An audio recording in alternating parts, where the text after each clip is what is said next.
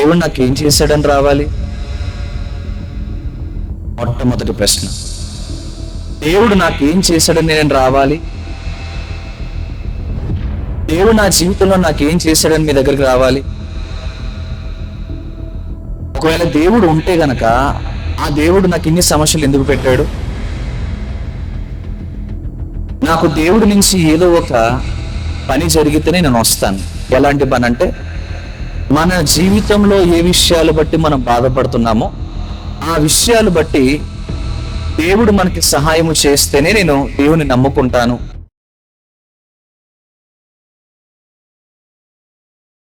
మత్తయి సువార్త 12వ అధ్యాయం. మత్తయి సువార్త 12వ అధ్యాయము. మత్తయి సువార్త 12వ అధ్యాయము. దయచేసి ప్రతి ఒక్కరు బైబిల్ చూడండి. ప్రభు పేరట మీకు మనవి చేస్తాను, దయచేసి బైబిల్ లేకపోతే పక్కన వారినైనా సరే పేరట మరొకసారి. మత్తయి సువార్త 12వ అధ్యాయము 38వ వచనం. అప్పుడు శాస్త్రులను పరిసయ్యులలోను కొందరు, బోధకుడా, నీ వలన ఒక సూచక్రియ చూడగోరుచున్నామని ఆయనతో ఆయన ఇట్లా, నేను వ్యభిచారులైన చెడ్డ తరము వారు సూచక్రియ అడుగుచున్నారు. ప్రవక్త అయిన యోనాను గూర్చిన సూచక్రియయే కానీ మరి ఏ సూచక్రియైనను వారికి అనుగ్రహింపబడదు. చాలు. మత్తయి సువార్త 12వ అధ్యాయము 38వ వచనంలో శాస్త్రులు పరిసయ్యులు కొంతమంది యేసుక్రీస్తు వారిని ప్రశ్నిస్తూ వాళ్ళు అడుగుతుంది ఏంటంటే, ఇప్పటికే నువ్వు అనేకమైన క్రియలు చేసి ఉన్నావు, ఇప్పటికే నువ్వు అనేకమైన విషయాలు చేసి ఉన్నావు, అయినప్పటికీ మీ దగ్గర నుంచి మేము ఒకటి కోరుతున్నామని పరిసయ్యులు శాస్త్రులు కూడా అడుగుచు. మీరు చాలా జాగ్రత్తగా వినాలి. దేవుడు మనతో మాట్లాడుతున్న సందర్భాలు చాలా సార్లు దేవుడి దగ్గరికి రండమ్మా, దేవుడిని నమ్ముకోండి, దేవుని నమ్ముకోకపోతే మన జీవితము వ్యర్థమైపోతుంది, దేవుని మనస్సును మనం తెలుసుకోకపోతే మన హృదయాన్ని పాడు చేసుకుని మన జీవితాన్ని పాడు చేసుకుంటాము. దయచేసి ఆ హృదయాన్ని, ఆ హృదయంలో ఉన్న దేవుణ్ణి తప్పనిసరిగా తెలుసుకోండి. అంటే మనం ఏమంటామంటే, మొట్టమొదటిగా మనం అనేది మాట ఏంటంటే, దేవుడు నాకేం చేశాడని రావాలి? మొట్టమొదటి ప్రశ్న, దేవుడు నాకేం చేశాడని నేను రావాలి? దేవుడు నా జీవితంలో నాకేం చేశాడని మీ దగ్గరికి రావాలి? ఒకవేళ దేవుడు ఉంటే గనక ఆ దేవుడు నాకు ఇన్ని సమస్యలు ఎందుకు పెట్టాడు? నాకు దేవుడి నుంచి ఏదో ఒక పని జరిగితేనే నేను వస్తాను. ఎలాంటి పని అంటే, మన జీవితంలో ఏ విషయాలు బట్టి మనం బాధపడుతున్నామో ఆ విషయాలు బట్టి దేవుడు మనకి సహాయము చేస్తేనే నేను దేవుని నమ్ముకుంటాను అన్న ఒక మూఢ నమ్మకాన్ని ప్రపంచంలో ప్రతి మనిషి కూడా విశ్వసిస్తాడు. అలాంటి సందర్భమే ఈ పరిసయ్యులు, అలాగే శాస్త్రులు.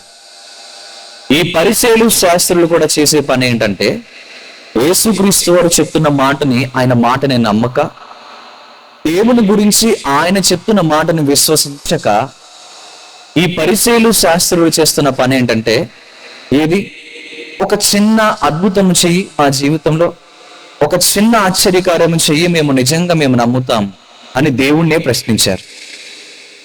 అలాంటి వారికి దేవుడిచ్చే సమాధానం ఏంటంటే, వ్యభిచారులైన చెడ్డ తరము వారా సూచక్రియలను అడుగుచున్నారు. యేసుక్రీస్తు వారు నవ్వుతూ చెప్తున్న మాట. మనం చెడ్డవారం అయ్యుండి ఈ నోటితో దేవుడిని నోటికి వచ్చినట్లు దూషించేసి, ఈ హృదయముతో దేవుడిని అంగీకరించకుండా దేవునికి తప్పిపోయిన ఆలోచనలన్నీ మనం చేసి మళ్ళీ ఆ దేవుణ్ణి మనం అడుగుతున్నాం. ఏమని అడుగుతున్నామంటే, నాకు ఏదో ఒకటి చెయ్యవా, అప్పుడు నేను నమ్ముతాను అంటున్నాం. నేను ఈ మాట ఎందుకు నొక్కిపెట్టి చెప్తున్నానంటే, దేవుణ్ణి ఎప్పుడు కూడా ప్రశ్నించడానికి మనకు హక్కు లేదు.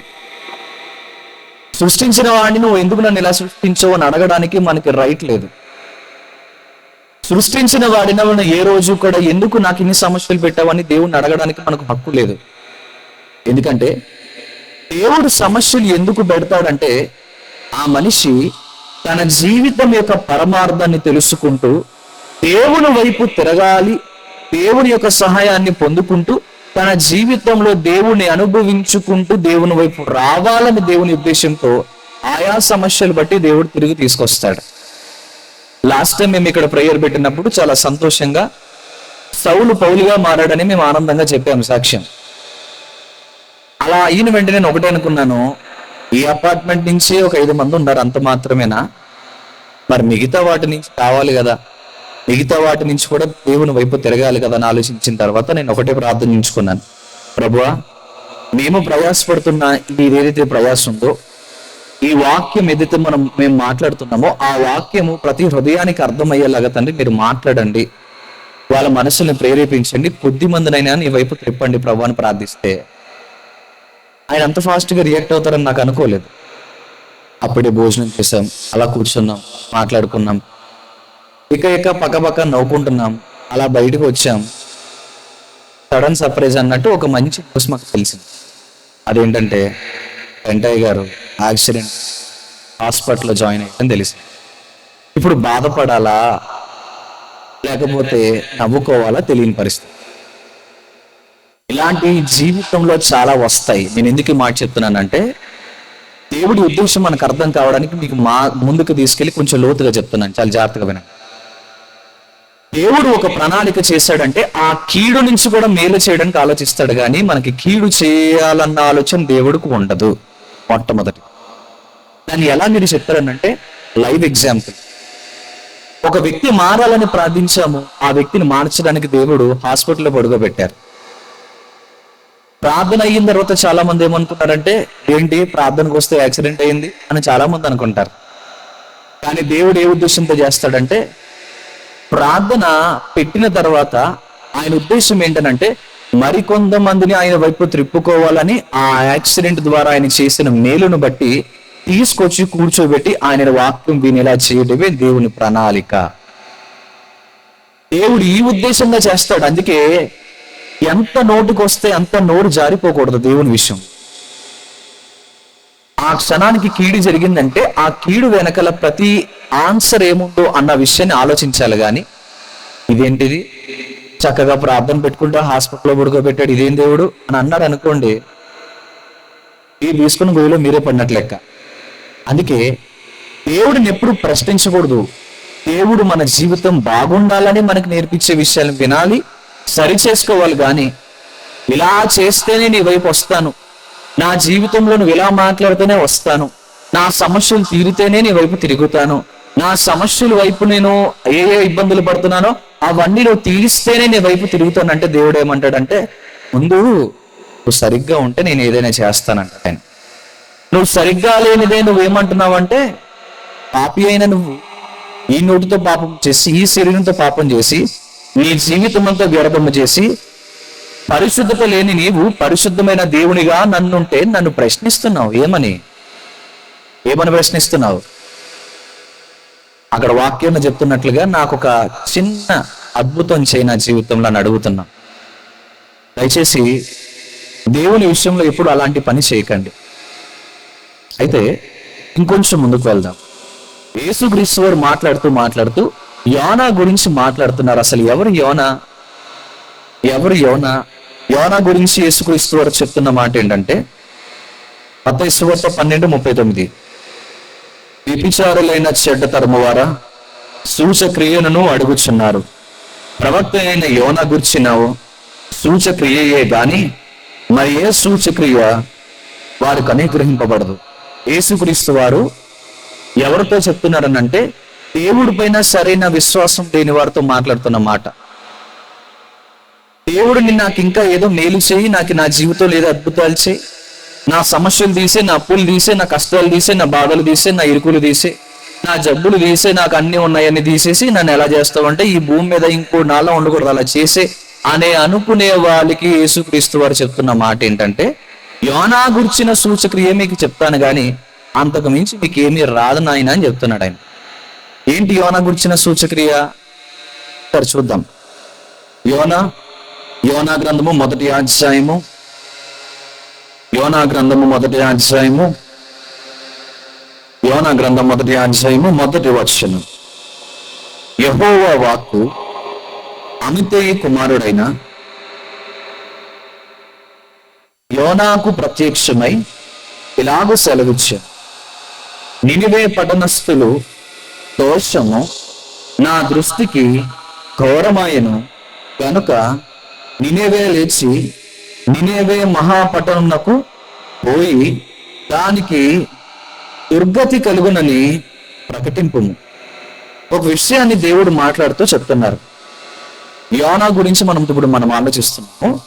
ఆ యోనా గురించి యేసుక్రీస్తు వారు ఏమని చెప్పారంటే, ఆ ముందు మన మత్తయి సువార్త 12వ అధ్యాయంలో చెప్పిన ప్రకారముగా యేసుక్రీస్తు వారు యోనా గురించిన సూచక్రియ మీకు ఇవ్వబడుతుంది కానీ మరి ఏ సూచక్రియ మీకు ఇవ్వబడదు నాయన అని ముందు ఆయన చెప్తున్నాడు. ఏంటో సూచక్రియ అని అంటే, యోనా అనే ఒక వ్యక్తిని దేవుడు ఎన్నుకున్నాడు. ప్రతి తరములో దేవుడు కొంతమందిని ఎన్నుకుంటాడు. దేవునికి నచ్చినట్టుగా బ్రతికే వారు ఎవరైతే ఉంటారో వారిని దేవుడు ఎన్నుకుంటాడు. దేవుని దృష్టికి ఎవరైతే బాగా కనిపిస్తారో, ఆయన ఆలోచనలకు నచ్చినట్టుగా ఎవరైతే ఉంటారో ఆ కుటుంబాన్ని కానివ్వండి, ఆ వ్యక్తుల్ని కానివ్వండి, ఆ యొక్క మనుషుల్ని కానివ్వండి దేవుడు ఎన్నుకుంటాడు. ఇప్పుడు ఒక వివాహము ఒక అమ్మాయికి ఒక అబ్బాయిని చేయాలన్నా, ఒక అబ్బాయిని ఒక అమ్మాయికి ఇచ్చి చేయాలన్నా మనం ఎన్ని సంబంధాలు వెతుకుతామో, మనకు తెలిసిన సంబంధాలని వెతుకుని అన్ని వెనకాల బ్యాక్గ్రౌండ్స్ అన్ని ఆలోచించుకుని ఎలా అయితే ఒక వివాహంకి మనం ఇస్తామో, దేవుడు కూడా ఆ తరములో ఉన్న వారిని వెతుకుతాడట. ఎవరున్నారు నా పని చేయడానికి, నేను అనుకున్నట్టుగా చేసేవారు ఎవరున్నారని వెతుకుతాడంట. ఆయన వెతికే కోణంలో మొట్టమొదటిది ఆయన కనిపించేది ఏంటంటే పరిశుద్ధం. పరిశుద్ధంగా మాట్లాడేవారు, పరిశుద్ధంగా జీవించేవారు దృష్టి దేవుడి వైపు ఆకర్షితమవుతుంది. నెంబర్ 1. రెండవది, ఎవరైతే దేవుని కోసం ఎక్కువ తపన పడతారో, దేవుని కోసం ఎక్కువ ఆలోచిస్తారో వారి వైపు దేవుడు ఆకర్షించుకుంటాడు. మూడవది, దేవుడు ఎవరైతే కావాలని దేవుని కోసం బ్రతకాలని నిశ్చయించుకుని ఈ లోక సంబంధమైన వాటిని నేను పక్కన పెట్టి దేవుణ్ణినే నేను ఆరాధించాలి, దేవుని కోసమే బ్రతకాలి, ఎందుకంటే దేవుడు నన్ను తయారు చేశాడు, నన్ను పుట్టించాడు, నన్ను అన్ని విషయాల్లో కాపాడుతున్నాడు అని విశ్వసించి ఆయనకి భయము భక్తి కలిగి జీవిస్తారో వారి వైపు దేవుని కళ్ళు ఉంటాయి. అయితే ఈ యోనా వైపు దేవుని కళ్ళు పడ్డాయి. ఎందుకు పడ్డాయి అంటే, ఒక సిటీ ఉంది. ఆ సిటీ పేరేంటంట? నినేవే అనే ఒక పట్టణం ఉంది. అదొక సిటీ. ఆ సిటీ గురించి మీకు అర్థం కావడానికి నేను జాగ్రత్తగా మాట్లాడతాను, లోతుగా మాట్లాడతాను. అపార్థం చేసుకోకుండా అర్థం చేసుకోవడానికి ప్రయత్నించాను. ఈ సిటీని అనగా ఈ నినేవే పట్టణాన్ని తయారు చేసి దాన్ని రూపొందించిన వ్యక్తి పేరు నిమ్రోదు. తను ఏదైతే కట్టడం కట్టించాడో, ఆ సిటీని తయారు చేశాడో, ఆ సిటీ చూడడానికి సుమారు 3 రోజులు ప్రయాణం చేసినా గానీ కనిపించనంత పెద్ద సిటీ. ఇప్పుడు కాకినాడ మనం చూడాలని అంటే అరగంట చాలు. అచ్చంపేట జంక్షన్ నుంచి ఈ తర్వాత చివర బ్రిడ్జ్ ఉంటది కదా, బ్రిడ్జ్ పేరు ఏంటండి? జగన్ నాయక్పూర్ బ్రిడ్జ్ ఉంటది కదా, అక్కడ వరకు రౌండ్ వేస్తే ఎంతసేపు పడుతుంది? గట్టిగా పట్టుకుంటే 2 నిమిషాలు, అంతేనా అండి? 20 నిమిషాలు కానీ ఎక్కువ పడుతుందా? ఇప్పుడు 30 వేసుకోండి, ట్రాఫిక్ తీసుకోండి, అంతకుమించి ఎక్కువ సమయం తీసుకోండి. ఇప్పుడు మీరు ఆలోచించండి, ఈ పట్టణం అట 3 రోజులు ప్రయాణం చేసినా గానీ చూడలేనంత పెద్ద సిటీ అండి. మీరు చాలా జాగ్రత్తగా ఆలోచించాలి. దేవుడు కళ్ళు సిటీ మీద ఎందుకు పడ్డాయి అంటే, సిటీలో ఏం జరుగుతాయో తెలుసా? చీకటి పనులు జరుగుతాయి. ఎలాంటి చీకటి పనులు జరుగుతాయో తెలుసా? సిటీలో డెవలప్మెంట్ అన్న పేరుతో నానా వైఖరులు జరుగుతాయి. ఉదాహరణకి మన సందర్భంలో జరుగుతున్నాయి చెప్తున్నాను, నేను మన పరిసర ప్రాంతంలో జరుగుతున్నాయి చెప్తున్నాను. సిటీ డెవలప్ చేయాలని చెప్పి మందు షాపులు పెట్టారు పోలీస్ స్టేషన్ దగ్గర. మీరు ఎప్పుడన్నా ఆలోచించారా? తాగేసి వెళ్ళిపోతుంటుంటే ఆ డ్రైవర్ లేదా ఎవరైతే డ్రైవింగ్ చేస్తున్నారో ఆ వ్యక్తిని పోలీస్ ఆపి, తాగి బండి నడపకూడదన్న విషయం నీకు తెలీదా అని అంటున్నా. మరి అదే పోలీసులకి పోలీస్ స్టేషన్ ఎదురుగా ఒక మందు షాప్ పెట్టకూడదని తెలీదా? తెలుసు. అని ఏం చేస్తారు? డెవలప్మెంట్ అని పెడతారు. మళ్ళీ ఏం చేస్తారు? అలా తాగేసి వస్తే మళ్ళీ ఇది తాగో అంటారు. పెట్టడం ఎందుకు? పెట్టిన తర్వాత ఆపి ఎందుకు తాగుతున్నాను అడగడం ఎందుకు? డెవలప్మెంట్ అంటే ఇంకా కొన్ని విచిత్రమైన జరిగాయి. అదేంటంటే మేడల మీద మేడలు కడదాం, మేడల మీద మేడలు కడదాం, ఈ అపార్ట్మెంట్స్ మీద అపార్ట్మెంట్స్, ఇక పెద్ద శిఖరాలు కంటుకుపోయేంత పెద్ద డెవలప్మెంట్ చేద్దామని డెవలప్మెంట్లు అలా పెంచుకుంటూ పోతున్నారు. బిల్డింగ్ల మీద బిల్డింగ్లు వేసుకుంటారు.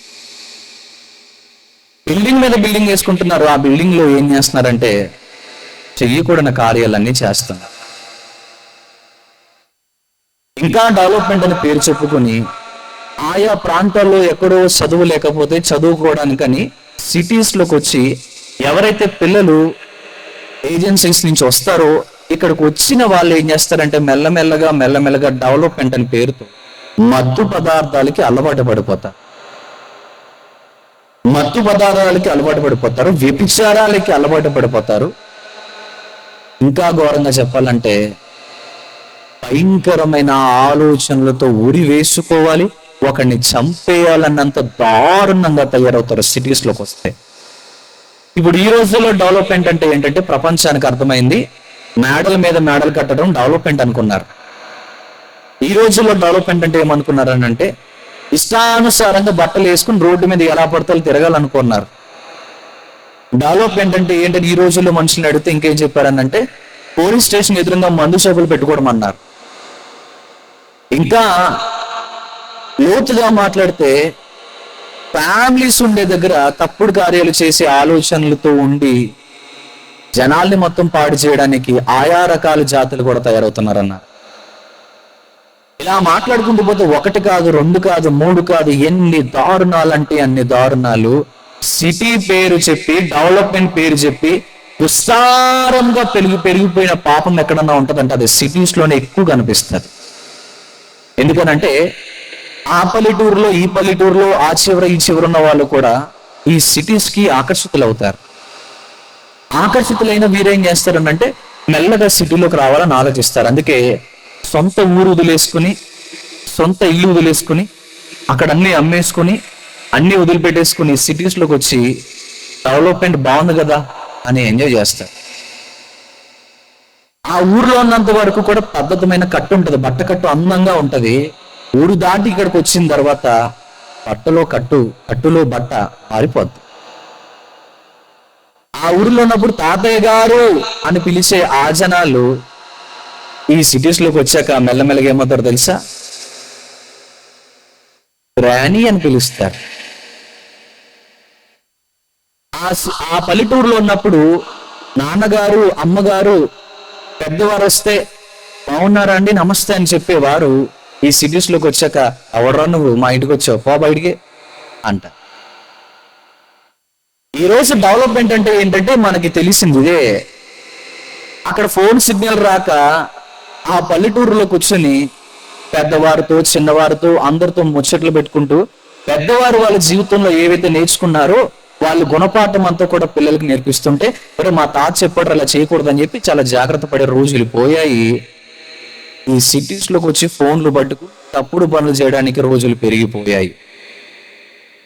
ఫోన్లు పట్టుకుంటున్నారు.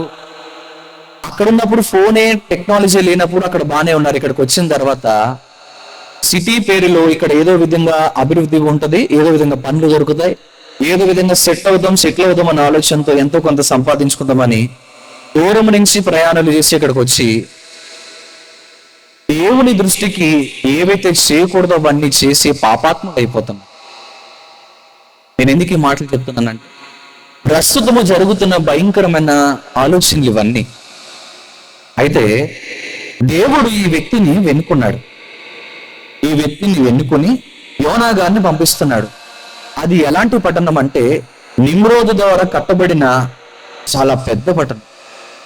3 రోజులు ప్రయాణించినా గాని మన కంటిని చూడలేని అంత పెద్ద పట్టణం. ఆ పట్టణంలో విస్తారంగా ఎంత ఘోరంగా పాపం పెరిగిపోయిందంటే ఇంటింట తప్పుడు కార్యాలు, దొరికినట్టుగా చంపేయడాలు, ఇష్టానుసారంగా మాట్లాడుకోవడాలు. ఇంకా చెప్పాలంటే ఈ రోజుల్లో మనకి టెక్నాలజీ వచ్చినా మనకి ఇంకా రోడ్లు సరిగ్గా లేవు, కానీ ఆ రోజుల్లో టెక్నాలజీ సరిగ్గా లేకపోయినా వాళ్ళు ఎంత దూరం నడిస్తే అంత దూరము కూడా టైల్స్ ఉండేవంట. అంత టాప్ లో ఉండేది ఆ సిటీ. అయితే సుమారు నిమ్రోదు తన రూలింగ్ మొదలు పెట్టినప్పటి నుంచి క్రీస్తు పూర్వం 612 వరకు కూడా ఇది కొనసాగుతూనే వచ్చింది. కొనసాగుతూ వచ్చినప్పుడు దేవుడు ఆ సిటీని చూసి బాధపడుతూ, యోనా, ఈ ప్రజలందరూ ఇలా పాడైపోతున్నారే, ఇది నా దృష్టికి చాలా చెడ్డగా కనిపిస్తుంది. ఒకసారి వాళ్ళతో వెళ్ళి మాట్లాడినాయినా, నువ్వు పరిశుద్ధుడివి, నువ్వు మంచివాడు కాబట్టి నీకు అప్పగిస్తాను పని అని చెప్పి యోనా గారిని పంపించాడు. ఇప్పుడు చదువుదాం. యోనా గ్రంథం 3వ అధ్యాయం 3వ వచనం. యోనా గ్రంథం 3వ అధ్యాయం 3వ వచనం. కాబట్టి యోనా లేచి యెహోవా సెలవిచ్చిన ఆజ్ఞ ప్రకారము నినెవే పట్టణమునకు పోయెను. నినెవే పట్టణమును దేవుని దృష్టికి గొప్పదై 3 దినములు ప్రయాణమంతా యోనా ఆ పట్టణములో 1 దినము ప్రయాణమంత దూరము సంచరించుచు ఇక 40 దినములకు నినివే పట్టణము నాశనమగునని ప్రకటన చేశాడు. ఈ యోనా గారు ఏం చేశారంటే, దేవుడు చెప్పిన ప్రకారంగా కొంత హిస్టరీ ఉంది, అది పక్కన పెడితే, యోనా గారు దేవుడు చెప్పిన మాటను పట్టుకుని దేవుడి దృష్టికి ఏ సిటీ అయితే పాపముగా మారిపోయిందో, దేవుడి దృష్టికి ఏ సిటీ అయితే భయంకరంగా తయారైపోయిందో, ఆ సిటీలో ఉన్న వారందరినీ మార్చడానికి యోనా గారిని పంపించి 3 దినములంతా ప్రయాణం చేసిన కానీ సరిపట్టలేనంత పెద్ద ప్రాంతంలో యోనా గారు ఒక రోజంతా ప్రయాణం చేసే అంత ప్రయాణము చేసి అక్కడున్న నానా వ్యక్తులకి మాట్లాడుతూ, నాయనా, మీరు మారకపోతే మీరు చనిపోతారు, మీరు దేవుని ఉగ్రతను చూడకూడదంటే మీరు మారాలి నాయన, ఆ దేవుని అంగీకరించండి, ఒక్కసారి ఆయన దేవుని వైపు తిరగండి అని ఆయన స్టైల్లో ఆయన వాక్యం బోధించాడు. ఆయన స్టైల్లో అనేక మందిని దేవుని వైపు ఆకర్షించి తిప్పాడు. అప్పుడు ఏం జరిగింది? తర్వాత కింద నుంచి, నినివే పట్టణం వారు దేవుని యందు విశ్వాసం ఉంచి ఉపవాసము దినమును పాటించి ఘనులేమి అల్పులేమి అందరూ గోనె బట్ట కట్టుకునేది. ఈ ప్రవక్త ఆయా ప్రాంతాల్లోకి వెళ్ళి, దేవుని దృష్టికి మీరు చాలా చెడ్డవారిగా కనబడుతున్నారు, దయచేసి మీ ప్రవర్తన, మీ జీవితాలు మార్చుకోమని చెప్తే, పెద్దవారు చిన్నవారు అంటే గవర్నర్లు, గవర్నమెంట్ ఎంప్లాయీస్, అలానే ఆ తక్కువ స్థాయిలో పనిచేసే ఆయా పనులు చేసేవారు, వాళ్ళు ఇలా చెప్పుకుంటూ పోతే ప్రతి ఒక్కరు కూడా ఆ ప్రవక్త మాట కొంతమంది అంగీకరించారు, కొంతమంది అంగీకరించలేదు. ఆయా ప్రాంతాల్లో తిరిగి అనేక మందికి వాక్యాన్ని బోధిస్తూ, నాయన మీరు మార్చుకోకపోతే మీరు మరణిస్తారు, దేవుడు ముందుగానే మీకు జ్ఞాపకము చేస్తున్నాడు, ఆయన ఉగ్రత మీ మీద పడకూడదంటే మీరు జాగ్రత్త పడండి అని చెప్పి అనేక మందికి బోధించాడు. ఆయన బోధించిన పిమ్మట ఆయన వెళ్ళాడు. అలా వెళ్ళి అలా పిమ్మట ఆయన బోధిస్తూ బోధిస్తూ బోధిస్తూ వెలిచుండగా కొంతమంది ఆయన వైపు ఆకర్షితులయ్యారు, దేవుని అంగీకరించారు, దేవుని నమ్మారు, విశ్వసించారు. విశ్వసించిన కొంతమంది ఏం చేశారంటే గోనె బట్ట కట్టారు, ఉపవాసాలు చేయడం మొదలు పెట్టారు. ఉపవాసం అంటే దాని అర్థం ఏంటండి? దేవునికి దగ్గరగా ఉండడం. ఉపవాసం అంటే ఏంటి? ఇప్పుడు మీరు చెప్పండి. దేవునికి దగ్గరగా ఉండడం.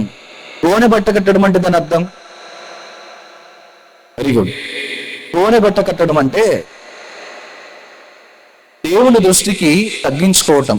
ఇంకా బాగా చెప్పాలనంటే, మనకి నచ్చిన బట్టలు వేసుకున్నప్పుడు మనం ఎలా ఆనందంగా ఉంటామో, ఇప్పుడు దేవునికి మనం విరుద్ధమైన పని చేసినప్పుడు ఇప్పుడు ఆయన కళ్ళు మనం మీద ఉండాలంటే మనము కూడా అలాగునే ఆయన దృష్టికి ఆకర్షితులు అవ్వాలని దేవుడు ఆలోచిస్తూ దేవుని వైపు తిరగాలని ఆయన గోనె బట్ట కట్టుకుంటూ అనేక మందిని కూడా చెప్పాడట. అమ్మ సీసీ కెమెరాలారా, మీ వాక్యము చెప్తుంది ఇక్కడ ఉండాలి, ఈ కళ్ళు ఒకటి ఉన్నాయంటే లెఫ్ట్ అండ్ రైట్ నేనే ఆయన ఇస్తాడు. అర్థమైందా? జరుగుతున్న సందర్భాలకి దేవుడు వెనకాల సమాధానం చెప్తాడు. మీకు సమాధానం రావాలంటే దయచేసి మీ కళ్ళు ఇక్కడ పెట్టండి. ఈ కళ్ళు అటు ఇటు తిరిగాయి అనుకోండి, నినివే పట్టణస్థులకి ఏం జరిగిందో మీకు అదే జరుగుతుంది. అదే చెప్పాను, మీకు వాక్యం మొదలు పెట్టినప్పుడే చెప్పాను ఇది నేను. తర్వాత ఆ సంగతి నినివే రాజునకు వినబడినప్పుడు అతడును తన సింహాసమును మీద నుండి దిగి తన రాజ వస్త్రములను తీసివేసి గోనె బట్ట కట్టుకుని బూడిదలను కూర్చుండెను. ఏం జరుగుతుంది ఇక్కడ? రాజు సైతము, రాజు అంత గొప్పవాడు ఆ స్థితిలో ఉన్న వ్యక్తి కూడా, మన దేశంలో ఇప్పుడు మాట్లాడుకుంటే రాజులు లేరు కానీ ప్రెసిడెంట్ ఉన్నాడు మన దేశానికి. మన దేశానికి ఫస్ట్ సిటిజన్షిప్ ఎవరికి ఇస్తారంటే చెప్పండి? President. Who is the first citizen of India అంటే మీరు ఏం చెప్పాలి? ఇది ఇప్పుడు చెప్పా కదండి మీకు. President of India, first citizen of India ఎవరన్నా అంటే ప్రెసిడెంట్. ఇది అందరికీ అప్లై అవుతుంది, గుర్తుపెట్టుకోండి. అయితే ఆ నినివే పట్టణాన్ని రూల్ చేస్తున్న రాజు కూడా ఏం చేశాడంటే, ఈ విషయము ఆయన చెవిన పడింది, ఈ విషయము ఆయనకి కనెక్ట్ అయ్యింది. ఇది విన్నా వెంటనే ఆ దేశంలో ఉన్న వారందరూ గోనుబట్ట కట్టుకోవడం, ఆ దేశంలో ఉన్న వారందరూ కూడా ఉపవాసాలు చేయటం, ఆ దేశంలో ఉన్న వారందరూ కూడా ఆ ప్రవక్త చెప్తున్న మాటలు వినటం మెల్లమెల్లగా చేస్తూ ఉండగా ఈ సమాచారము రాజు కూర్చున్న సింహాసనం వరకు చేరింది. రాజు కూర్చున్నాడు, వింటూ వింటూ భయపడ్డాడు. అందుకే దేవుడికి ఎలాంటి వాడైనా సరే వనకాలి. నేను రాజుని కదా, నేను మంత్రిని కదా, లేకపోతే నేను గొప్పవాడిని కదా, నేను ఎవరికి ఇక్కడ ఈ భూమి మీద ఉన్నవారు అందరికన్నా నేను గొప్పవాడిని కదా, నన్ను ఎవరు ఏం చేయలేరు, నాకు సుపీరియర్ పవర్స్ ఉన్నాయి అనుకుంటే వాళ్ళని కూడా ఒక రోజు కూర్చోబెట్టి ముక్కు పిండేయగలడు ఆయన. దేవుడికి అందుకే భయపడాలి. రాజు భయపడ్డాడు. ఎందుకనంటే ఒక్కసారి దేవుడికి కోపం వచ్చింది, మండిందంటే తప్పనిసరిగా మొత్తం బూడిద చేసేస్తాడన్న విషయం రాజుకు తెలిసి నమ్మి భయముతో వణుకుచు తన గోనె బట్ట కట్టాడు. రాజు వస్త్రాలు తీసేశాడు, గోనె బట్ట కట్టాడు, అలాగే ఉపవాసము కూడా చేశాడు. తర్వాత కిందకి, మరియు రాజైన తనను ఆయన మంత్రులను ఆజ్ఞ ఇయ్యగా, ఒకవేళ దేవుడు మనస్సు త్రిప్పుకొని పశ్చాత్తాపుడై మనము లయము కాకుండా తన కోపాగ్ని చల్లార్చుకును కనుక మనుషులు ఏదియు పుచ్చుకొనకూడదు, పశువులు కాని, ఎద్దులు కాని, గుర్రెలు కాని మేత మేయకూడదు, నీళ్లు త్రాగకూడదు. మనుషులందరూ తమ దుర్మార్గులను విడిచి తాము చెయ్యు బలాత్కారములను మానివేయవలనను, మనుషులేమి పశువులేమి సమస్తమును గోనెబట్ట కట్టుకునవలనని జనులు దేవుని వేడుకొనవలనని దూతలు నినివే పట్టణములో చాటించి ప్రకటన చేశారు. ఈ రాజుతో పాటు ఉన్న కింద ఎవరైతే మంత్రులు ఉన్నారో వీళ్ళు అందరూ కలిపి ఒక పాయింట్ ఆఫ్ స్టేట్కి వచ్చి కూర్చున్నారు. ఒక నిర్ణయం తీసుకున్నారు. ఏంట నిర్ణయం అంటే, దేవుడు దృష్టి మన పైన ఉంది. ఇప్పుడు దేవునికి నచ్చని పనిగాని మనం చేస్తే బహుశా మన దేశము మొత్తం అంతా పోద్దేమో, మన దేశంలో ప్రతి ఒక్కరూ చనిపోతారేమో అన్న విషయాన్ని రాజుతో పాటు మంత్రులు కూడా అందరూ గౌరవించి విని వాళ్ళు ఏం చేశారంటే ఒక శాసనాన్ని క్రియేట్ చేశారు. అదేంటంటే, పశువులేమి మనుషులేమి ప్రతి ఒక్కరూ తగ్గించుకుని వాళ్ళ పనులు మానుకుని పశువులు కానీ వాళ్ళు కానీ ఉపవాసము చేసి దేవుని బ్రతుమాలుకుంటే బహుశా దేవుడు ఒకవేళ మనల్ని క్షమించి దేశాన్ని కాపాడుతాడు, మనల్ని వదిలేస్తాడేమో అన్న ఆలోచనతో దేశం అంతా కూడా ఒక నిర్ణయానికి వచ్చారు. వచ్చిన తర్వాత ఏం జరిగింది చదవండి. ఈ నినివే వారు తమ చెడు నడతలను మానుకొనగా వాడు చేయుచున్న క్రియలను దేవుడు చూచి పశ్చాత్తాపుడై వారికి చేయనది తాను మాట ఇచ్చినను కీడు చేయక మానెను. దేవుడు నిర్ణయం తీసుకున్నాడు.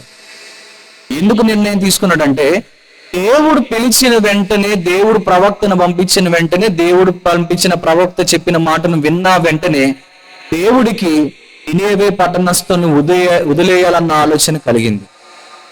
ఇప్పుడు మిమ్మల్ని అడుగుతున్నాను, వాక్యంలో దేవుడు అనేకమైన సార్లు మిమ్మల్ని రండి నామ్మా, ఇలా వచ్చి దేవుని వాక్యం వినండి, మీరు మార్చుకోండి, మీ హృదయాన్ని సరి చేసుకోండి, మీ జీవితాలు బాగు చేసుకోండి, ఈ దేవుడిని అంగీకరిస్తే మీకు పరలోకమే గాని స్వర్గమే కానీ మీరు మరణించిన తర్వాత నరకముకి వెళ్ళరు, ఈ దేవుడిని మీకు ఇచ్చే మంచి గిఫ్ట్ ఏంటంటే, ఆయన కోసం మీరు నిలబడితే, మీరు ఆయన కోసం నిలబడి ఆయనకి నచ్చినట్లుగా బ్రతికితే, మీరు ఏ విషయాల్లో పడిపోయారో ఆ విషయాల్లో అందరికీ మిమ్మల్ని మాదిరిగా మార్చి, అనేక మందికి భోజనం పెట్టే స్థితిలోకి గతిలోకి మార్చి, అనేక మందికి మీ మాటలతో మీ యొక్క ఏదైతే జీవితం ఉంటుందో ఆ జీవిత సాక్ష్యాన్ని బట్టి అనేక మందిని మీ వైపు తీర్చి, అనేక మందికి నిన్ను ఒక రాజుగా నించోబెడతానని దేవుడు ఆకర్షించుకున్నాడు. నినేవే పట్టణస్థులు విన్నట్లుగా ఈ రోజు కాకినాడ పట్టణస్థులుగా ఉన్న మనము వింటే దేవుడి దృష్టి మన పైన ఉంది. ఇప్పుడు నినేవే పట్టణస్థులు ఎవరైతే పెద్దలు ఉన్నారో, మంత్రులు కానివ్వండి, రాజులు కానివ్వండి, ఆ మిగతా ఎవరైతే ప్రజలు ఉన్నారో వాళ్ళందరూ పెద్దలందరూ కూడా ఆలోచన చేసి, ఇది మామూలు విషయం కాదు, దేవుడి దృష్టి ఇది, ఏ మనిషిని ఆపగలం కానీ దేవుడిని ఆపడానికి మనం అంత శక్తిమంతులము కాదు. దేవుడికి ఒక్కసారి కోపం వచ్చి ఆయన కోపం మన మీద చూపిస్తే మనం ఏ పార్టీ వారము, కాబట్టి ఆ దేవుడి మాట వినాలని వాళ్ళు నిశ్చయించుకుని పెద్దలందరూ ఆలోచించుకుని, బహుశా మనం ఒకవేళ ఆయన మాట వినకపోతే గనక మన యవనస్తులు మన పిల్లలందరూ పాడైపోతారు. మన పిల్లలు పాడైపోవడమే కాదు, మన కుటుంబాలు పాడైపోవడమే కాదు, మన ఆస్తులు పాడైపోవడమే కాదు, మన వస్త్రాలు పాడైపోవడమే కాదు, మన చుట్టూరున్న సమస్తము పాడైపోతుంది అని గమనించి దేవుడు ముందుగానే ఇలా చెప్పడన్న విషయాన్ని ఆ రోజులో ఉన్న ఆ నినివే పట్టణస్థులు వాళ్ళందరూ అంగీకరించారు. ఇప్పుడు దేవుడు మన దగ్గర కూడా ఇటు రీతిగానే వచ్చి ఒక ప్రవక్తగా దేవుడు మనతో మాట్లాడుతున్న విషయం ఏంటంటే, మిమ్మల్ని పిలిచినప్పుడు మీరు దేవుని వైపు వస్తే దెబ్బ పడకుండానే మీకు అన్ని సెట్ అయిపోతుంది. దెబ్బ పడితే ఆ తర్వాత అంగీకరిస్తే ఆ రుచి వేరైతే, దెబ్బ పడకుండానే దేవుణ్ణి అంగీకరిస్తే దాంట్లో ఉండే ఆనందం మరింకో. ఎందుకో చెప్పనా, దెబ్బ కొట్టడనుకోండి దేవుడు, ఇప్పుడు మనిషి కొడితే రేపు పొద్దున్న మళ్ళీ తుడుచుకుని మళ్ళీ మామూలుగా టాబ్లెట్ వేసుకుంటే కవర్ అయిపోద్ది, హాస్పిటల్కి వెళ్తే మళ్ళీ సెట్ అయిపోద్ది. ఇప్పుడు దేవుడు కొడితే ఎలా ఉంటుందంటే బతుకు బస్ స్టాండ్ కాదు, సమాధే. కాలు ఉంచడు, ఏ కాలుతో అయితే దేవునికి విరుద్ధమైన పనులు చేస్తున్నావో ఆ కాలు తీసి పక్కన పడేస్తాడు. పోయిందంట తీసేయాలి కాలు, ఆ గోరు పోయింది, అగో ఈ షుగర్ వచ్చేసింది, పెరిగిపోయింది, వాసిపోతుంది, అది అయిపోతుంది కాలు అంటారు. అయిపోయిందంట. ఎర్రవిగిపోతూ దేవుని తృణీకరించి దేవుడు చెప్తున్న మాటను గౌరవించకపోతే కూడా చెప్పలేము. దేవుడికి నచ్చకపోతే కిడ్నీ తీసేయచ్చు, లివర్ తీసేయచ్చు, కళ్ళు తీసేయచ్చు. దేవుడు కొడితే ఎలా కొడతానంటే మళ్ళీ కోలుకోలేనంత బాగా కొడతాడు ఆయన. ఆయన కొడితే 6లు 4లే, రన్లే ఉండవు. కొడితే ఆయన అవుట్ ఆఫ్ బౌండరీలే కొడతాడు కానీ ఆయన చిన్న కొట్టడు. అందుకే దేవుడు కొడితే దెబ్బ ఎలా ఉంటుందంటే బ్రతుకు మీద పడుతుంది. ఆ వ్యక్తి మీద పడితే ఆ వ్యక్తి ద్వారా వచ్చే బాధ మొత్తం కుటుంబం అంతా అనుభవించాలి. ఇది నినేవే పట్టణస్థులు నిజంగా గౌరవించి విన్నారు. నినేవే పట్టణస్థులు ఎంత ఘోరమైన వారో మనకు అర్థమవుతుంది.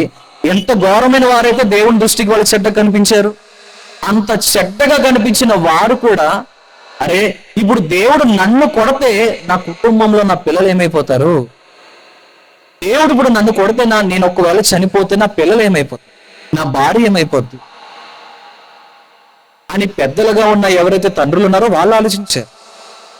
తల్లులుగా ఉన్నవారు వీళ్ళు ఏం ఆలోచించారంటే, ఒకవేళ దేవుడు ఇప్పుడు నన్ను మార్చుకోమంటున్నప్పుడు నేను మార్చుకోకపోతే బహుశా దేవుడు నా బతుకు మీద కొట్టాడంటే నా పిల్లలు ఏమైపోతారు, నా తల్లిదండ్రులు ఏమైపోతారు, నన్ను చేసుకున్న నా భర్త ఏమైపోతాడని ఆలోచించారు.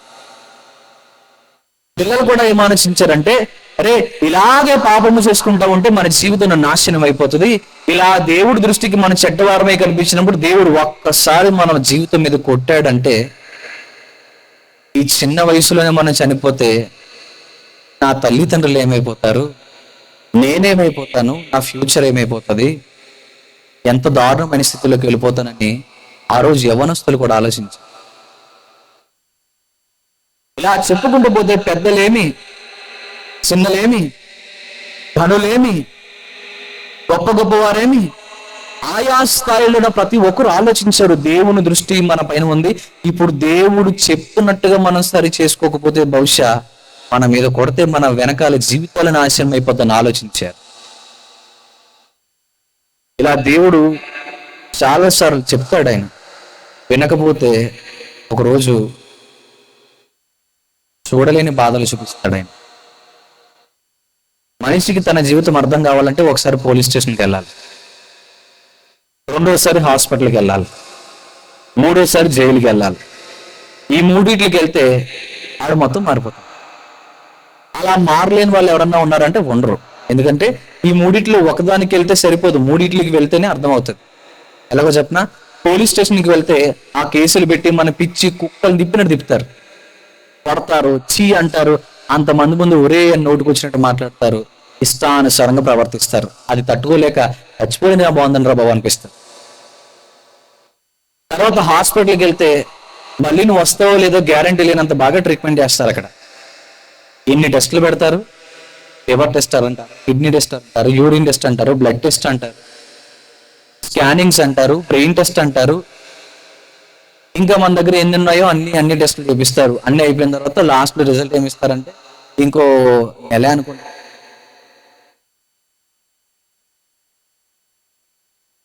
ఆ తర్వాత ఆ జైల్లోకి వెళ్ళిన తర్వాత అప్పుడు మళ్ళీ ఏం అర్థమవుతుంది అంటే, అరే బయట ఉన్నప్పుడు నేను ఒక్కని దేవుడు నాతో మాట్లాడినప్పుడు ఒక్కసారి వినుంటే బాగుందని, నేను వినలేదు, జైలుకి వచ్చాను, నా జీవితం నాకే అర్థం కావట్లేదు, ఏంటి దిక్కుమాలిన స్థితి, నా పిల్లలు ఏమైపోతున్నారు, బయట పరిస్థితి ఏం జరుగుతుంది, అరే గారాబు ముద్దుగా పెంచుకున్న నా పిల్లలు అలా ఏమైపోతున్నారు, వాళ్ళు ఏం తింటున్నారో పాపం, వాళ్ళు ఎలా బ్రతుకుతున్నారు, వాళ్ళకి ఆకలేస్తుంది పాపం, వాళ్ళకి ఎవరన్నం పెడతారు.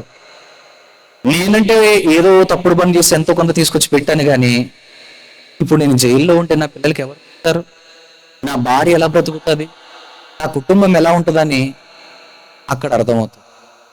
అందుకే ఒక మనిషి జీవితం అర్థం కావాలని అంటే దేవుడు చెప్పినప్పుడు వినకపోతే ఈ మూడింటి మీద దెబ్బ కొడతాడు దేవుడు. మొట్టమొదటి పోలీస్ స్టేషన్, నీ గౌరవం లేకుండా చేసి పడేస్తాడు.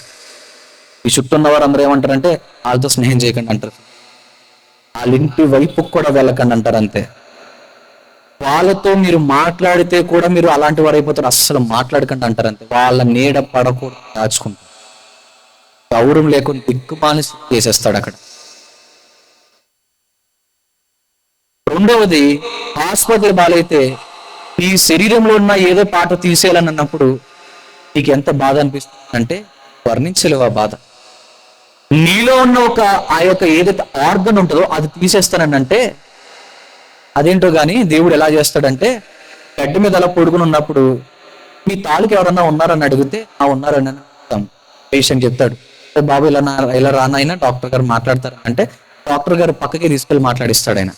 విచిత్రం ఏంటంటే ఆ డాక్టర్ గారికి ఈయనకి వినకూడదని ఈయనకి వినిపిస్తే బహుశా అక్కడే చచ్చిపోతాడేమో అని వినిపించకూడదని పక్క తీసుకెళ్ళి మాట్లాడితే దేవుడు ఏం చేస్తాడు తెలుసు, కిటికీ ఓపెన్ చేసి వినిపించేలా చేస్తాడు. ఏమని వినిపించేలా చేస్తాడు, 40 రోజులే చరిత్ర అంతా అయిపోద్ది మనోడదని అంటారు. అది నీ చెవుని పడిన తర్వాత ఏమనిపిస్తుంది, 40 రోజుల కొద్ది 20 రోజులు అయిపోద్ది, ఏళ్ళు కథం దుకాణం బంద్. అప్పుడు నువ్వు గుండెలు బాదుకున్నా సరే నీ కిడ్నీ మళ్ళీ రాదు, నువ్వు గుండెలు బాదుకున్నా సరే నీ పొట్ట నీకు మళ్ళీ రాదు, నీ గుండెలు బాదుకున్నా సరే నీ లివర్ నీ దగ్గరికి మళ్ళీ రాదు. ఎందుకంటే అది ఒకసారి తయారు చేయబడినది, ఒకసారికి ఉపయోగపడేదే కానీ 10 సార్లు వాడడానికి అవకాశం లేదు. నువ్వు విలువ పెట్టుకుందామన్నా సరే నీ శరీరంలో నీ బ్లడ్ అంగీకరించదు. కిడ్నీ ట్రాన్స్ప్లాంట్ చేసుకుందామని చెప్పి చాలా మంది ప్రయత్నాలు చేస్తారు. ఆ ప్రయత్నాల్లో కిడ్నీ తీసుకున్నా కూడా ఇన్ఫెక్షన్ వచ్చి చచ్చిపోతుంది. రీసెంట్ గా మా ఇంటి కింద జరిగిన సందర్భం అది.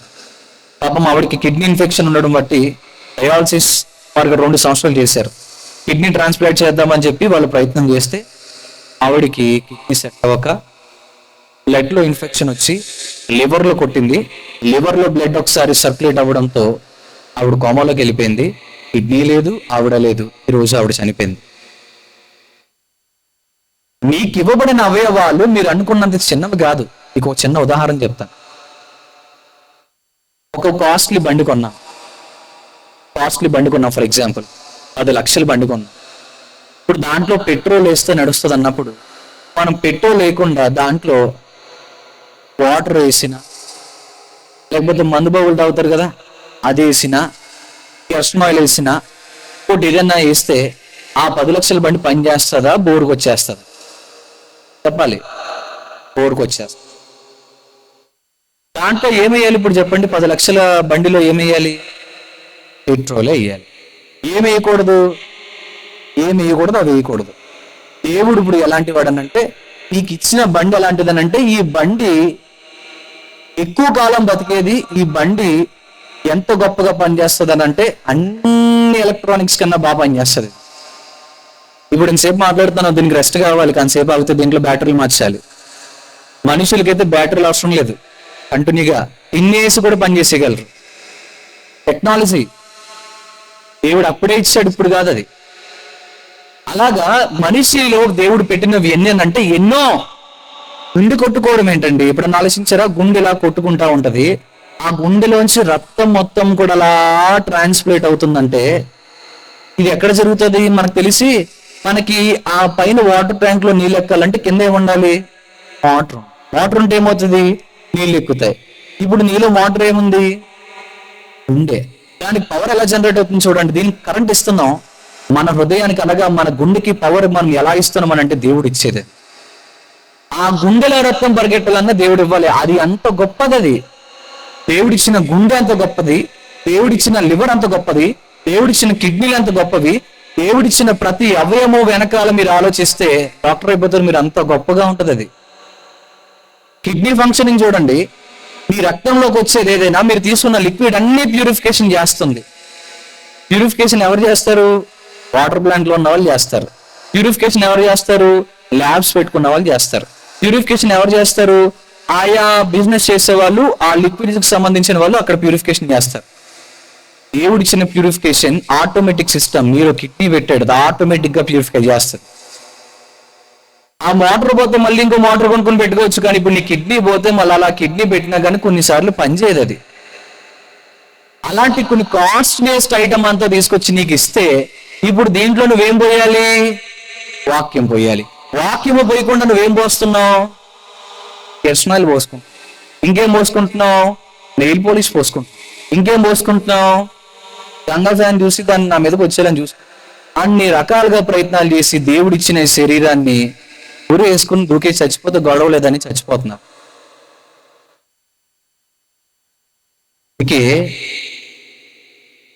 ఈ రోజుల్లో రేపిపోయే ఆ బండికి అంత క్వాలిటీ మెయింటైన్ చేసి, అంత పెట్రోల్ కొట్టేసి దాన్ని అంత మెయింటెనెన్స్ చేస్తే, చిరకాలం ఉండే నీలో ఉన్న ఆత్మకి అలాంటి మంచి నడవడిక రావాలంటే వాక్యం పోయొద్దా? పోయాలి. ఎందుకనంటే ఈ ఆత్మ జీవించాలన్నా, ఈ ఆత్మ దేవునిలో ఎదగాలన్నా, ఈ ఆత్మ అన్ని విషయాల్లో పరమును చేరుకోవాలన్నా, ఈ వాక్యము అయిన దేవుని యొక్క ఆలోచన, లేదంటే పెట్రోల్ గా పిలువబడుతున్న ఈ వాక్యము తప్పనిసరిగా మన ఆత్మలోకి పడాలి. మన ఆత్మలో పడకపోతే ఆ పరమునికి మనం చేరుకోలేము. ఇప్పుడు ఇక్కడి నుంచి రాజమండ్రి వెళ్ళాలంటే సుమారు 60 నుంచి 70 కిలోమీటర్లు. ఆ 60 నుంచి 70 కిలోమీటర్లు కావాల్సిన పెట్రోల్ వేస్తేనే అక్కడ చేరుకుంటాం, లేకపోతే చేరుకోగలమా? అలాగునే ఈ ఆత్మ ఈ భూప్రపంచం నుంచి ఆ పరలోకంలో ఉన్న దేవుని దగ్గర చేరాలంటే వాక్యం అనే పెట్రోల్ పొయ్యాలరా బిడ్డ. నేను పొయ్యను, నేను ఇలాగే ఉంటాను, ఆ దేవుడిని అంగీకరించానంటే దేవుడు ముందే చెప్తాడు. దేవుడితో వచ్చే గొప్ప విషయం ఏంటో తెలుసా? దేవుడు చెప్పకుండా ఏం చేయడు, సర్ప్రైజ్లు ఇవ్వడు. దేవుడు చెప్పే చేస్తాడు. ముందు నొయ్యి ఉంది నాయన జాగ్రత్త అని చెప్తాడు, వెనకాల గొయ్యి కూడా ఉందని ముందే చెప్తాడు ఆయన. రెండు ఉన్నాయని చెప్పినప్పుడు దాన్ని సరి చేసుకోకపోతే ఈ గొయ్యి నువ్వే తీసుకుని దానిపైన సిలువ పెట్టుకునేలా చేస్తాడు ఆయన. అలాంటి విషయాల్లో పడిపోకుండా దేవుడు ముందే నీకు జ్ఞాపకం చేస్తాడు. దేవుడు ఇంకా ఎంత మంచివాడు అంటే నీ దగ్గరకు వచ్చి ప్రేమగా బ్రతిమాలుతాడు. ఏ మనిషి అయినా మనం బ్రతిమాలంటే సుమారు 1, 2, 3, 4 ఒక మనిషి మనం బ్రతిమాలంటే తక్కువలో తక్కువ 10 సార్లు కన్నా ఎక్కువ బ్రతిమాలంటే ఏ మనిషి కూడా మనల్ని కొన్ని క్రైటీరియా ప్రకారంగా. ఇప్పుడు మీరు ఆలోచించండి, దేవుడికున్న గొప్ప స్థితి ఏంటో తెలుసా? మనలో ఊపిరి ఉన్నంత వరకు దేవుడు మనం బ్రతిమాలుతూనే ఉంటాడు. దేవుడు బ్రతిమాలడం ఏంటండి? దేవుడు ఆయన స్థాయి ఏంటి? దేవుడికున్న స్థాయి ఏంటి? దేవుడికున్న గొప్పతనం ఏంటి? అలాంటి దేవుడు ప్రతిసారి వచ్చి బొజ్జగిస్తూ మమ్మల్ని బ్రతిమాలుతాడట. ఆయన కొడితే ఒక దెబ్బకి వెళ్ళిపోతాం మనం, ఆయన కొట్టకుండా ఇంకా బ్రతిమాలుతున్నాడంటే దేవుడు ఎంత గొప్పవాడై ఉంటే బ్రతిమాలుతాడు. ఆలోచించండి. దేవుడికుండే మరొక లక్షణం ఏంటో చెప్పనా? ఇదే బ్రతిమాలటం అనగా ప్రేమను చూపించటం. దేవుడు ప్రేమను చూపించేవాడు కాబట్టి దేవుడు ప్రేమ స్వరూపి. దేవుడు ఉండే లక్షణం కూడా ఏంటంటే ప్రేమ.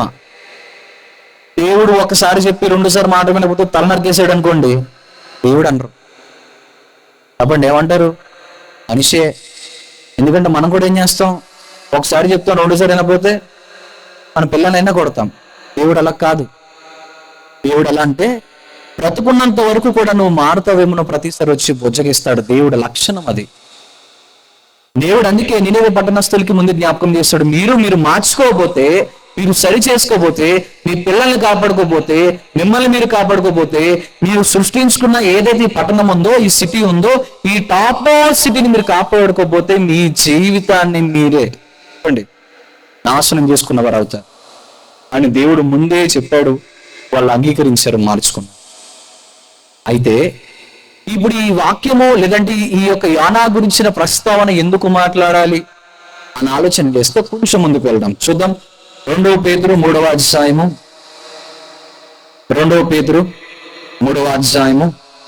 9వ వచనం. కొందరు ఆలస్యమని ఎంచుకున్నట్లు ప్రభు తన వాగ్దానమును గురించి ఆలస్యము చేయువాడు కాడు గాని ఎవడునో నశింపవలని నిశ్చయింపక అందరూ మారు మనసు పొందవలనని కోరుచు మీ ఎడల దీర్ఘశాంతము గలవాడై ఉన్నాడు. అంటే దేవుడు ఏం చెప్తున్నాడంటే, ఈ నినేవే పట్టణస్థుల ద్వారా మనకి దేవుడు నేర్పిస్తున్న విషయం ఏంటంటే, కొందరు మానుకోవాల్సినవి మానుకోవాలని దేవుడు రాకడ స్లో చేసుకున్నాడంట. ఆయన మీలో కొంతమంది మారలేదేమో అని దేవుడు ఇచ్చయించుకొని దేవుడు వెయిట్ చేస్తున్నాడంట మీరు మారతారని. ఇది నేను సొంతంగా చెప్తున్న మాట కాదు, మీ అందరి బైబిల్లో ఉన్న మాటే. దేవుడు తన పరిశుద్ధమైన గ్రంథంలో రాయిపించిన మాటనే నేను మాట్లాడుతున్నాను. ఏం చెప్తున్నాడంటే ఆయన, దేవుడు ఆలస్యం చేయడంట. దేవుడికి ఆలస్యం ఉండదు. ఎందుకంటే దేవుడు అనుకుంటే ఏదైనా టక్కని చేయగలడు. అందుకే దేవుడు అంటారు, చిటికేస్తే ఏదైనా చేయగలడు కదా దేవుడు. చిటికేస్తే చేయగలిగిన వాడు కాబట్టి ఆయన అలా అనుకుంటే ఇలా వచ్చేసి. కానీ దేవుడు ఇంకా ఎందుకు అనుకోవట్లేదని అంటే, కొంతమందిని మార్చాలని, కొంతమంది మారాలని, కొంతమంది దేవుని వైపు తిరగాలని దేవుడు ప్రయత్నం చేస్తున్నాడంట. ప్రయత్నం ఇలా వాక్యం ద్వారా మీ దగ్గరకు వచ్చి దేవుడు ప్రయత్నం చేస్తున్నా, మారన్నా ఒక్కసారి నా వైపు చూడని బతిమాలుతున్నాడు. ఈ దేవుడితో వచ్చే ఇంకొక గొప్ప విషయం ఏంటో తెలుసా? ఊరకనే దేవుడు మనల్ని అంగీకరించండి, మమ్మల్ని ప్రేమించండి, మా వైపు తిరగండి అని చెప్పడు ఆయన. రుచి చూసి నచ్చితే అప్పుడు అంగీకరించాడు అంటాడండి ఆయన. ఇలాంటి డేర్ ఎవరు చేయగలరు? కొన్ని చూడండి, అప్పుడప్పుడు కొన్ని మనకి అలా రోడ్డు మీద వెళ్తూ బిజినెస్ చేసుకున్న వాళ్ళు ఆ బొట్టలు ఉంటే నేలకేసి టప 10 సార్లు కొట్టేసి వాళ్ళు ఏమంటారంటే, సార్ ఎంత స్ట్రాంగ్ ఉందో తీసుకోండి 100 రూపాయలు అంటారు. మనం ఏం చేస్తాం? ఆ కొట్టిని చూసి అబ్బో నిజంగానే స్ట్రాంగ్ ఉందని తీసేసుకుంటాం. అంటే మనం ఎందుకు నమ్మాము? ప్రూఫ్ ఉంది కాబట్టి. అవునా కదా? మళ్ళీ కొన్ని బయట మనం కొన్ని షాప్స్కి వెళ్ళినప్పుడు కూడా, మీరు తీసుకెళ్ళండి, ఇది నచ్చకపోతే మళ్ళీ తెచ్చేయండి, నేను తీసుకుంటాను, ఇది గ్యారంటీ, మీరు ఖచ్చితంగా నచ్చుతుంది అని అంటారు. ఎందుకు ఆ మాట అన్నారంటే దాంట్లో క్వాలిటీ ఉంది కాబట్టి. అలాగునే ఈ దేవుడు నిజమైన వాడు కాబట్టి నన్ను రుచి చూచి ఎరగంటారా నాయన. వచ్చి ఊరకనే మీరు అంగీకరించకండి, నన్ను నిజంగా మీరు వెతకండి, నన్ను ఆలోచన చేయండి, నన్ను రుచి చూసి అప్పుడు అంగీకరించండి అంటాడు ఆయన. ఆ దేవుడితో వచ్చే గొప్పతనం అదే. అలా సవాలు చేయగలగాల దేవుడు అంటే, అంతేగాని ఊరకనే వచ్చేయండి అనకూడదు. సవాలు చేయాలి. దేవుడు చేశాడు, నన్ను రుచి చూసి ఎరగండి అన్నాడు ఆయన. అందుకే కొంతమంది మానుకోవాల్సినవి మానుకోవాలని, కొంతమంది మార్చుకోవాల్సినవి మార్చుకోవాలని, కొంతమంది సరి చేసుకోవాలని, కొంతమంది వాళ్ళ జీవితాలు దేవునికి అర్పించుకోవాల్సిన వారు ఉన్నారు, అర్పించుకోవాలని దేవుడు స్లో అవుతున్నాడట, రావడానికి స్లో చేస్తున్నాడట. అందుకే దేవుడు ఆలస్యము చేస్తున్నాడంటే దాని అర్థం ఏంటంటే దేవుడు స్లోగా వస్తున్నాడు అనుకోవడం కాదు. దేవుడు ఆలస్యం చేస్తున్నాడంటే మనకు అర్థం అవ్వాల్సిన విషయం ఏంటో తెలుసా? దేవుడు మన జీవితాన్ని మార్చుకోవడానికి ఇచ్చిన అవకాశం అని తెలుసుకోవాలి. నేను ముగించేస్తాను. 1 తిమోతికి 2వ అధ్యాయము 4వ వచనం. 1 తిమోతికి 2వ అధ్యాయము 4వ వచనం. ఆయన మనుషులందరూ రక్షణ పొంది సత్యమును గూర్చిన అనుభవ జ్ఞానము గలవారై ఉండవలనని ఇచ్చేయించుచున్నాడు. దేవుడు ఆలోచన ఏం చేస్తున్నాడు అనంటే, ప్రతి మనిషి కూడా దేవుడు చెప్పిన మాటల్ని ఆలోచించి, అంగీకరించి, పరీక్షించి తెలుసుకోవాలని దేవుడు చూస్తున్నాడట. అందుకే రుచి చూచి దేవుడిని నమ్మండి అంటున్నాడు ఆయన. ఆయనంతటిగానే చెప్తున్న మాట ఇది. దయచేసి దేవుడు చెప్తున్న మాటను ఎంత అనుకరించడం ద్వారా మనకే లాస్, కానీ దేవుడికి ఏమీ లాస్ లేదు. అందుకే ఆ దేవుడు చెప్తున్న మాట ఏంటంటే, మనుషులందరూ రక్షణ పొందవలనని, ప్రతి ఒక్కరు సత్యము తెలుసుకోవాలని, నిజమైన వాడు ఎవరో తెలుసుకోవాలని, ఆ గొప్ప దేవుని యొక్క ఆలోచన విధానం అర్థం చేసుకోవాలని, అదే సత్యమని మీరు తెలుసుకోవాలని దేవుడు మీ దగ్గరకు కూర్చోబెట్టి నాలంటూ ఎక్కడ ఉండాల్సిన ఇక్కడ తీసుకొచ్చి మీతో మాట్లాడిస్తున్నాడు. కారణం ఏంటంటే అదే, దేవుని దృష్టికి మీరు మంచివారు, దేవుని దృష్టికి మీరు కావాలనుకుంటున్నాడు ఆయన. దేవుడు తన పిల్లలుగా పిలుచుకుంటున్నాడు కాబట్టి మిమ్మల్ని అందరినీ కావాలనుకుంటున్నాడు ఆయన. ఒక్కసారి మీ జీవితాన్ని ఆయనకి ఇవ్వండి, ఒక్కసారి ఆయన వైపు తిరగండి, ఒక్కసారి మీ మనసు ఆయన చేతిలో పెట్టండి. సమస్తాన్ని చేసిన దేవుడు ఈరోజు మీ జీవితాన్ని కూడా అద్భుతంగా చేయగలిగిన వాడు. నినివే పట్టణస్థులు మారిపోయారు, ఈరోజు కాకినాడ పట్టణస్థులుగా ఉన్న మనము మార్చుకోవాలి, మారాలి. ఎందుకంటే మనం సరిగ్గా లేకపోతే, మనం సరి చేసుకోకపోతే దానివల్ల మన పిల్లలు ఎఫెక్ట్ అవుతారు, మన వెనకలు ఉన్న కుటుంబం ఎఫెక్ట్ అవుతుంది. బహుశా ఆ ప్రభు రాకడ వస్తే మనం చేసిన ఆ చిన్న తప్పుడు నిర్ణయమే, చూద్దాంలే, వెళ్దాంలే, అనుకుందాంలే అన్న చిన్న తప్పే ఒకరోజు మనల్ని ఏం చేస్తుందంటే నరకానికి తీసుకెళ్ళిపోయే అవకాశం ఉంటుంది. అందుకే దేవుడిచ్చిన కాలము, సమయము చాలా ప్రాముఖ్యం. సరి చేసుకుంటే దేవుడు అద్భుతంగా చేస్తాడు జీవితం. సరి చేసుకోకపోతే ఒకరోజు ఇలా ఎందుకు అయిపోయాను నేను బాధపడే రోజులు వస్తాయి. ఆ రోజు రాకుండానే దేవుడు మరీ మరీ మరీ మనందరికీ జ్ఞాపకం చేస్తున్నాడు. సరి చేసుకుందాం, ఆ దేవుడిని అంగీకరి ప్రార్థించుకుందాం. తలలు వంచండి.